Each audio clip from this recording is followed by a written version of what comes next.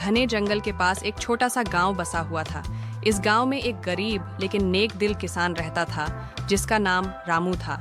वह ईमानदारी से खेती करके अपना जीवन यापन करता था। रामू की एक खासियत थी, वह हमेशा दूसरों की मदद के लिए तैयार रहता, लेकिन गांव के लोग उसकी इस अच्छाई को कमजोरी समझते थे। वे अक्सर उसका फायदा उठाने की कोशिश करते, पर रामू कभी किसी से बदले की भावना नहीं रखता। एक दिन गांव में यह खबर फैली कि पास के जंगल में एक महान साधु आए हैं जो योग और ध्यान में लीन रहते हैं। कहा जाता था कि वे जो भी आशीर्वाद देते वह अवश्य पूरा होता। यह सुनकर रामू ने सोचा, अगर मुझे भी उनका आशीर्वाद मिल जाए तो शायद मेरा जीवन बदल जाए। अगले दिन सुबह सुबह वह साधु महाराज से मिलने जंगल की ओर चल पड़ा। उसी गांव में एक अमीर व्यापारी भी रहता था जिसका नाम हरिराम था। वह बहुत लालची और स्वार्थी था।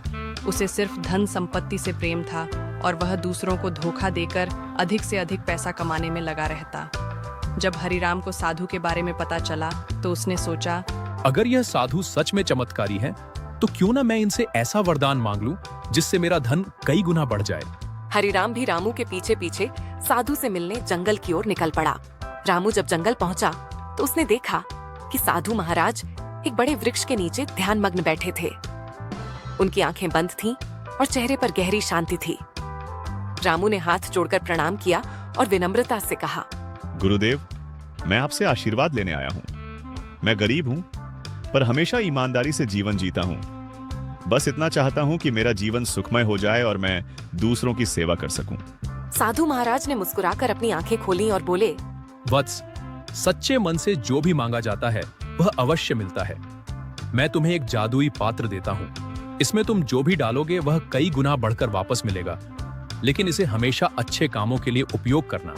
रामू ने खुशी खुशी वह पात्र लिया और साधु को धन्यवाद कहकर अपने गांव लौट आया। इसी बीच हरिराम भी वहां आ पहुंचा।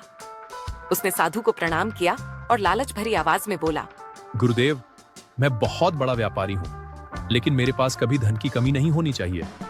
मुझे ऐसा वरदान दें कि मेरा व्यापार दिन रात बढ़ता रहे और मैं अपार धन का मालिक बन जाऊं। साधु ने उसकी बात सुनी और गंभीर स्वर में कहा, धन की भूख कभी खत्म नहीं होती। जो संतोष में जीता है वही सबसे धनी होता है। पर मैं तुम्हें भी एक अवसर देता हूँ। साधु ने उसे भी एक जादुई पात्र दिया, लेकिन कहा, इस पात्र का प्रयोग केवल सच्चे और नेक कार्यों के लिए करना, अन्यथा यह तुम्हारे लिए ही हानिकारक हो सकता है। हरिराम बहुत प्रसन्न हुआ और यह सोचकर गांव की ओर लौट आया कि अब वह और अधिक धनवान बन जाएगा।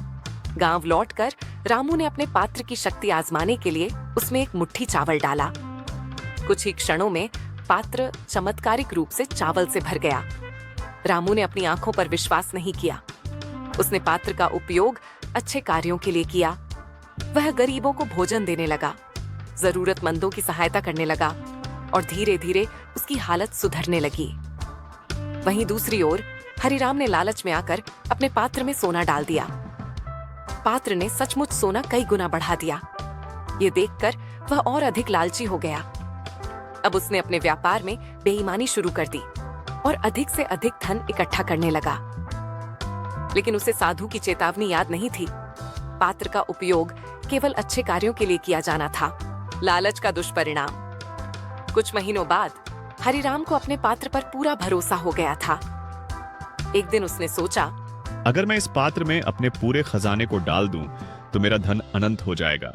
यही सोचकर उसने अपने सारे पैसे और सोने चांदी को पात्र में डाल दिया। लेकिन जैसे ही उसने ऐसा किया, पात्र अचानक फूट गया और उसका सारा धन गायब हो गया। हरिराम अवाक रह गया। वह रोने लगा, लेकिन अब कुछ नहीं किया जा सकता था। उसने लालच में आकर खुद को ही धोखा दे दिया था। सच्चे धन की पहचान। जब यह बात गांव में फैली तो सबको समझ आ गया कि सच्चा धन सिर्फ पैसा नहीं, बल्कि संतोष, ईमानदारी और परोपकार भी होता है। रामू ने अपने पात्र का उपयोग करते हुए गांव के हर गरीब की मदद की और जल्द ही गांव समृद्ध और खुशहाल बन गया। हरिराम ने अपनी गलती स्वीकार की और साधु के पास जाकर क्षमा मांगी। साधु ने उसे समझाया, सच्चा धन वह होता है जो दूसरों के काम आए।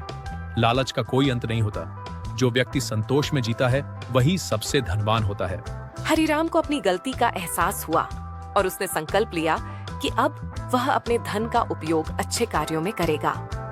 शिक्षा 1. लालच बुरी बला है। 2. सच्चा धन ईमानदारी, परोपकार और संतोष में होता है। 3. दूसरों की भलाई करने से ही असली सुख मिलता है। आपको हमारी ये कहानी अच्छी लगी हो तो हमारी चैनल को लाइक करें, शेयर करें और सब्सक्राइब करें। धन्यवाद।